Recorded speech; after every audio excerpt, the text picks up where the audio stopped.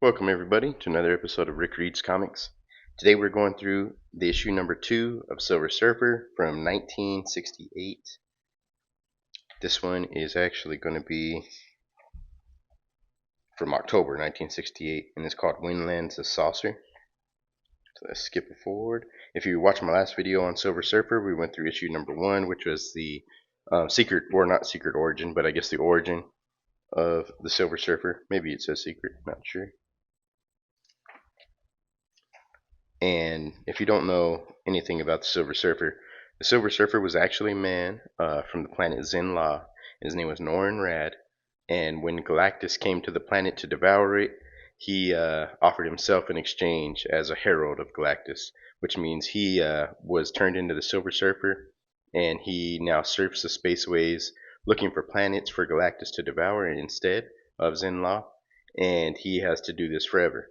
But if we kind of went through it a little bit in issue number 1, towards the end of the issue, they showed what happened in the Fantastic Four before this series actually came out, and it was like one of the first appearances, or the first appearance of the Silver Surfer, and it was in the book The Fantastic Four. But he defied Galactus when he came to Earth, and he just decided, Earth was too good, it couldn't be devoured by Galactus. So he helped the Fantastic Four defeat Galactus, and for that he was cursed. Galactus cursed him to be confined to Earth, and that's where we find him now. He's very depressed because he left his love back on Zenla. You'll see that again. It was in last week's episode, or a couple weeks ago episode. But anyway, let's jump into it. This is Silver Surfer number 2, Sentinel of the Spaceways, and the issue is called When Lands a Saucer. We have him blasting an alien right here, and we'll find out who they are. So we start out with Silver Surfer. He's real depressed in space because he is confined to Earth. I like all the color too, the red. By the way, this is by Stan Lee. It's written by Stan Lee and illustrated by John Buscema and embellished by Joel Sinnott and lettered by Sam Rosen. So we have Silver Surfer in space, and he says, "In all the world, there is no place for me." So he's feeling, pretty out of place, and like the people of the Earth don't care about him. We saw that last time. And he says, "Exiled here upon the planet Earth, I am a stranger amongst strangers, an alien amongst the race of man." So he is out there, he's not paying attention. Meteors crash into him, knocks him off. This kind of establishes that the Silver Surfer and his surfboard cannot really be parted. Wherever it goes, he can call it and it'll come back. So he's out here and he's kind of wallowing. So he says, "You know what? I don't need to do this. I need to go back and see if I can find a place where I can stay." So he goes to this village, and everybody's afraid of him, of course, because he's a naked silver man and he's flying through the spaceways. It's not normal. So they're scared of him. So they're freaking out. He says, "We are attacked by a flying demon," and they have to get their pitchforks and stuff, and they say they got to defend themselves because they think he's evil.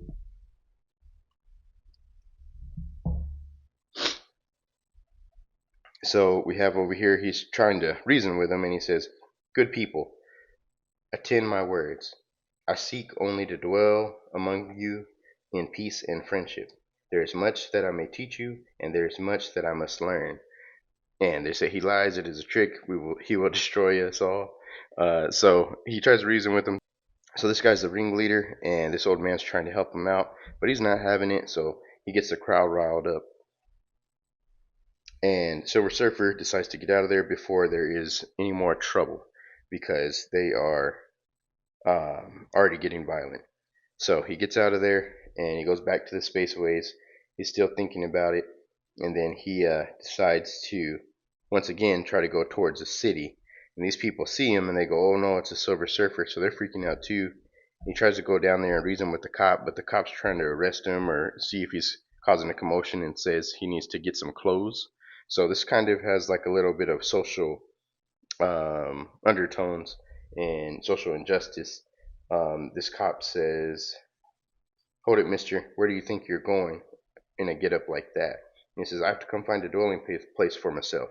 There's no law against that, so long as you buy yourself some clothes." And then he says, "But I have no need for further attire, nor do I possess the funds with which to make for their make their purchase. And he says, "Oh, you're broke, eh?" And this guy over here says, "That makes him a vagrant. Do your duty, officer. We don't want any more bums in this town." So, kind of going along those lines. These people they're not really friendly. They're not really understanding, and so they're trying to push him out. So once again, he takes off, and then he says, "I can endure no more. I can suffer the hostile forces of nature, the deadly barbs of a foe's attack, even the gnawing anguish of eternal loneliness without end. But I cannot bear the torturous, incomprehensible assault of human madness." And then he says, "I cannot be imprisoned in a world without reason."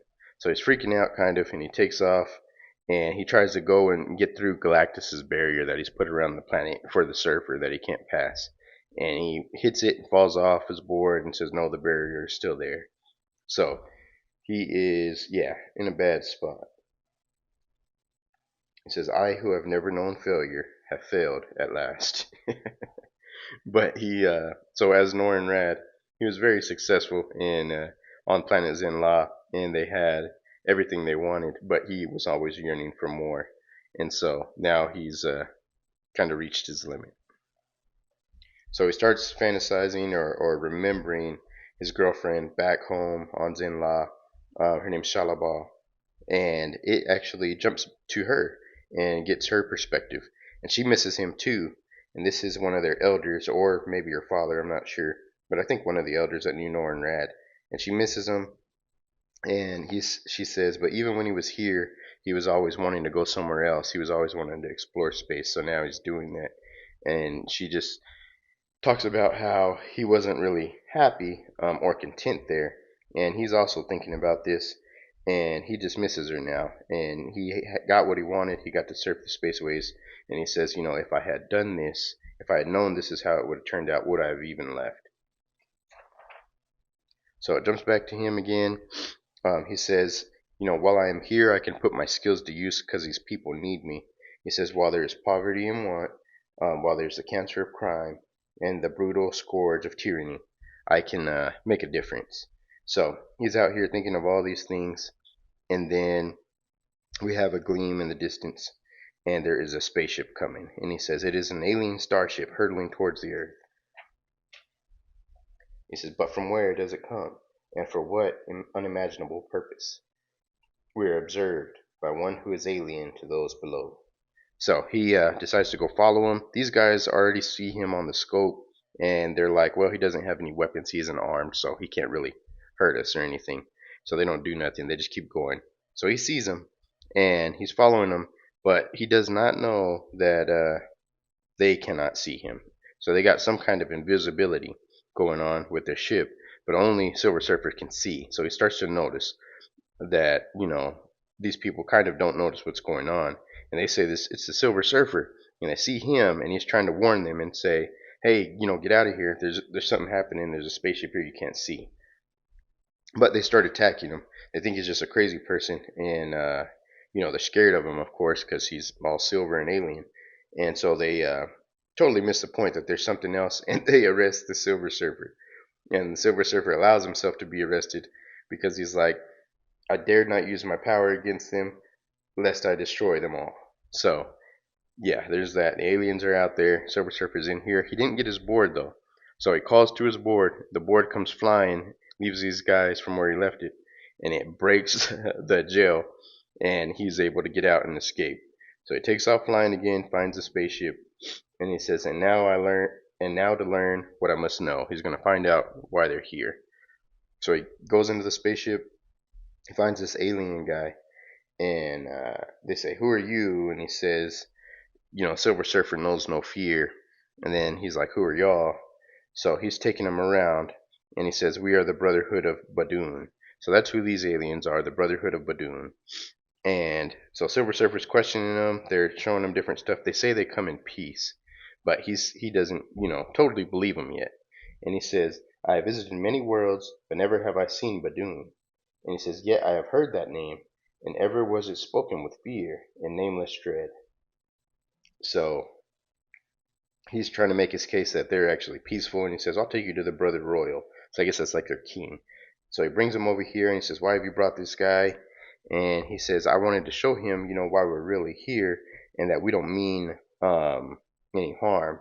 And then the king says, "Okay, well, Silver Surfer says, mankind is weak, blinded by fear, haunted by suspicion, but I wish no harm to come to them." And he says, "Do you think we've come all this way from our planet so that we could cause another system harm?" And he says, "No, of course not." And then, so Silver Surfer's trying to believe him, or figuring out if he believes him. Then he hears a voice call off from the side, and she says, "No, you must not listen. You must not believe." And then he says, "The voice of a girl, a human." So then out comes this human running, and she says, "They've kidnapped me. They forced me to tell them things, and they learned from me, and now they're here because they mean to do us harm. Now they're here because they want to, mess up the earth and stuff." And then she is trying to talk, and then they shoot her in the back, and she can't talk anymore. So now she can't give away. And then he says, "This is how you bring the benefit to the Brotherhood of Badoon to other worlds." And this guy says, the king, the royal, "Then let the truth be out. What does it matter?" And he says, "The female can no longer speak, and as for you, we have observed enough to know that mankind will never believe you." So they don't really care that the Silver Surfer knows the truth. They're going to let him go with the girl, because they know it's going to make no difference. And now they're going to go ahead and enact their plan. So they said they're going to give you they're going to give them 24 hours to go out, and then they're going to start their attack. And really, this is just a ploy. They're trying to play with them, and you'll see that in this next part. So that was the end of part one, and now the beginning of part two starts, and it is called "Let Earth Be the Prize." And so we have them from their perspective. They're talking about the Silver Surfer, and he says, "Brother Royal, why do we not now pursue our prey?" And he says, "The longer we wait, the more panicky, the more fearful he will become. Think of the exquisite agony, wondering when and from where the attack will be launched." And then he says, "I'm just going to eat." So he starts eating these crazy, he said, earth birds or something like that. And then he says, "So long as we possess our invincible weapon of weapons, nothing in the universe can stand against us." And so Silver Surfer takes this girl outside to space, and he detects a faint sign of life. So he kind of cocoons her in a protective barrier, and he's gonna let her chill out here while he figures this other stuff out. So there he is, and then he says, "Well, I journey back to Earth's surface," and he says, "There to face what well may be my most fateful battle." In issue number 2, his most fateful battle. Now, how ironic it is, time and again, I am forced to fight for those who so despise me. So he continues to fight for those who do not like him, who were not accepting of him, and this kind of teaches a lesson, that we need to do the right thing. So you got these old values instilled in these comics, and that's pretty cool. So they're watching Earth. They say, "Good thing Silver Surfer's here, because this Earth would have been easy to take and very boring for us." So now they're kind of going to go down there and explore a little bit. They have the weapon of invisibility, so that was kind of their great weapon. So now they go down, and they're invisible, and they're walking through everybody, and they decide to, the king wants to show his minions kind of how helpless they are. And he says, "Fool, shall a conqueror be concerned about the notice of his victims? Is behold while I demonstrate." So he's basically saying all these people are insignificant, watch this. And then he says, "Give me that basic weapon," which is the gun, a little ray gun. He shoots this guy in the back, and nobody notices. They all freak out. They turn around and says, "Man, it's collapsed. Someone get a doctor. Must have been a heart attack." And so they say they've seen enough. This is primitive people, and they're unthinking, and they suspect nothing. So they go back to their ship. And then now he says, "I've located our prey, as ordered, sire." So this guy's found Silver Surfer, and he says, "Okay, let's start." And he says, "And now let the rocket be launched." So the attack begins. And he says, "But it shall end far, far differently than the Brotherhood suspects." So he sees the missile launched from space. He decides to take off, and he sees the missile following him. And He says unlike any other missile, so kind of like one of those, heat-seeking missiles we have, except it's following Silver Surfer in space. And it says there it can destroy the ship of. No, I dare not. And he says since the alien craft is based in the heart of the city, too many innocent humans would be among the victims. So he doesn't want to lead the rocket back towards the enemy spaceship, which was his first plan, so he could destroy them. He says now if something goes wrong, it hits that, it's right in the city, it'll blow everything up. So he says um, the rocket cannot hope to match his speed. So he's going to go real fast against a mountain and turn right before, and the rocket hits the mountain and blows up. So he says, Brother Royal of Badoon, I know that you hear and see. I know that you both see and hear me. And he says, therefore listen well, for I am the power and you are the pawn. You may save yourselves only by abandoning this planet and ordering the fleet which approaches to do likewise. And he says, mockery of mockeries. He dares threaten me, so he gets real mad that he's threatening him, and he says, release the weapon of weapons. Well, okay, yeah, this is the weapon of weapons, I forgot. Anyway, so invisibility, and then this guy is the weapon of weapons, and it's the monster of Badoon. So it's kind of like a weird cyborg kind of monster, or it is just some kind of monster in shackles. I'm not too sure. But anyway, he comes up, he starts fighting Silver Surfer, and he can fly, and he's destroying some buildings and stuff. Everybody's kind of, seeing what's going on, but they can't see him because he's invisible. So they think Silver Surfer's just doing all this by himself. So Silver Surfer continues to fight. They go back and forth for a while. He grabs Silver Surfer and is trying to break him in half here. And he says, I must break free, else I perish. And he says, my own cosmic energy will sear his fingers now. So he makes himself real hot with his energy.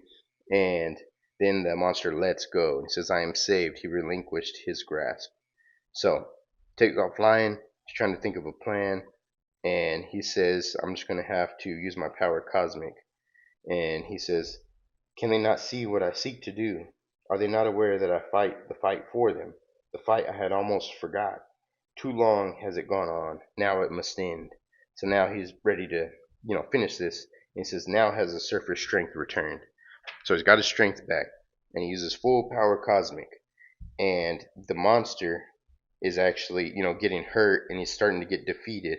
And then even as this is happening, the Silver Surfer is real depressed because he says these people don't even know what I'm doing for them, and they don't understand. So even though I'm having a victory, it feels like a defeat.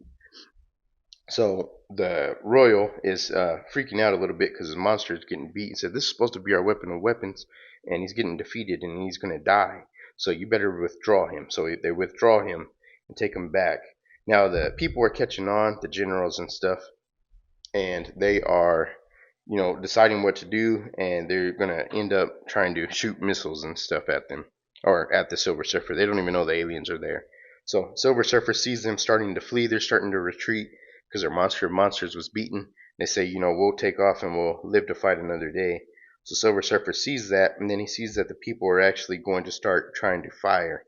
So they shoot their weapons, and Silver Surfer's up there with the spaceship, and the the aliens, the Brotherhood of Badoon, see the missiles coming. They're like, they can see us. They don't even, our invisibility isn't working anymore, and that was what we were counting on. So the missiles go up there and hit the Badoon ship, and they're trying to get out of there. So they decide to take off, and Silver Surfer chases them out to space, and he's like, wait a minute, if I hang on to the spaceship, I can take off with them past Galactus's barrier. And so he's starting to do that, and then he remembers, I left that girl floating out here in space. She's gonna die if I don't go help her. So he decides to pull back and turn around, and he says, so close, I nearly came, so close. So the king is watching him on the scope, and he's like, I don't know why he is so sad. He won, and look at the despair on his face. And so he says, well, soon, you know, we shall return. Still, eternity is endless, and the Badoon can afford to wait. So they're going to come back eventually, but they're fleeing the system for now. And they eventually do come back in some issue coming out later. And it says, right here, these little thumbnails are pretty cool. I forgot that they do these all the time. But it says, and return they do in another spectacular new series, which Mighty Marvel shall launch in the months to come. Just thought you'd like to know. So, I don't actually know when that is that they come back, but I will look it up just to find out. Maybe I'll let you know on the next one. So, they're taking off now. They're defeated. Silver Surfer has won. He remembers the girl and says she needs my help. He goes back to get her, and he knows she's still alive, but that she needs medical attention. She needs some kind of attention from her people. So he goes down and takes her to the planet. The army has located him and found him. They've shot another missile to him, and he says, "Oh no, it's gonna, hit the girl too." So he takes off to a little bit higher. He gets hit by the missile, allows it to hit him. Then he comes back down, and he feels the spark of life in the girl. So he's going to try to heal her with this power cosmic. But he starts getting shot at, and so he has to escape. And now they think, Silver Surfer kidnapped this girl, and he's hurt her, and we've rescued her basically. So they run over there, and then this guy says, "You crazy power mad killer! We got here just in time. She's almost dead. Run, coward, run! No matter where you go, we'll get you." And so this book, this issue number 2, ends on a sad note. He's done all this for the people. None of them know what he's actually done, and now he is thought to be like a murderer, and he goes off by himself. And we'll read the last 2 panels. But zooming skyward like a cosmic wraith, the Silver Surfer hears nothing save the agonizing breath of his tortured heart, and as he silently fares from sight, one staggering thought assails our brain. What if he, with all his matchless power, should crave revenge and turn against us? And it gives a tease for next time, in issue number 3, next, The Surfer's Vengeance. Alright guys, well that is issue number 2. Thanks for hanging out. I will try to get my schedule back on track next week. Usually I'm going to come out with these on Wednesday. This one's going to come out a little bit later. But I'll see you next time. Thanks.